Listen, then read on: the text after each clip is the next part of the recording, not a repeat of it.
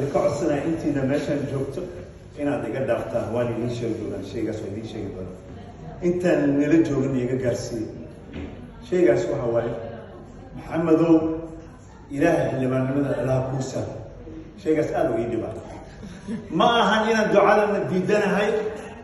ma aha inaan ducada diidanahay nin muslimna ahay ducada waa ogaal laakiin waxaad i tusaysaan in uu yahay waxaan kayga gooni u raadsanayo ayay tusaysaan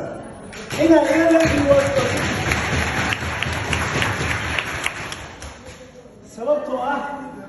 in aniga waxaan gooni u leeyahay oo ay gooni ii tahay waxaan ma ahan jaamacad cilmi aan bartay oon shahaado soo qaatay oon shaqo ku raadsanayo ma aha taas ugu duceeya kan waa mas-uuliyad aan idinku masalayo waay annagoo dhan aan wada leh annagoo dhan inaa noo sahla inaad dhahdaan oo iyo nin